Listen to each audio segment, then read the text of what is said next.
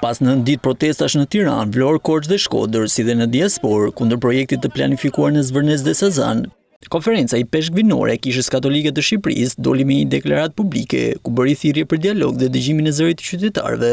I peshkvinjt vlerësojnë se zhvillimi i vendit duhet të ecë paralelisht me mbrojtjen e mjedisit dhe respektimin e të drejtave të komuniteteve që preken nga projekte të tilla.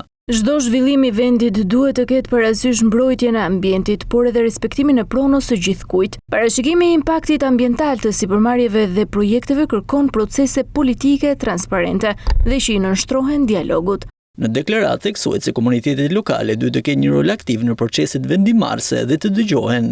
Vlerësimi, konsultimi dhe përfshirja e komuniteteve lokale që jetojnë aty dhe i agjensive që merren me mbrojtjen e ambientit është më së i domosdoshëm. Çdo projekt zhvillimi duhet të ketë në qendër njeriun me nevojat dhe të drejtat e tij private dhe komunitare. Konferenca i peshkvinore vëren gjithashtu se protestat e ditëve të fundit kanë nxjerrë në pa kënaqësitë më të gjëra ndaj sistemit politik dhe mënyrën së funksionimit të institucioneve.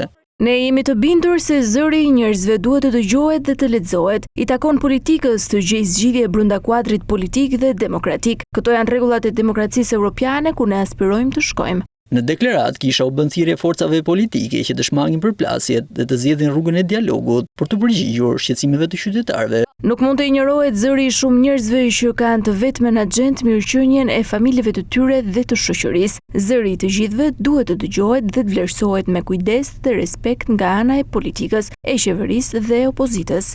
Në përfundim, konferenca i peshkvinore theksoi se zgjidhjet duhet të gjenden brenda kornizës demokratike dhe në funksion të ardhmes së vendit.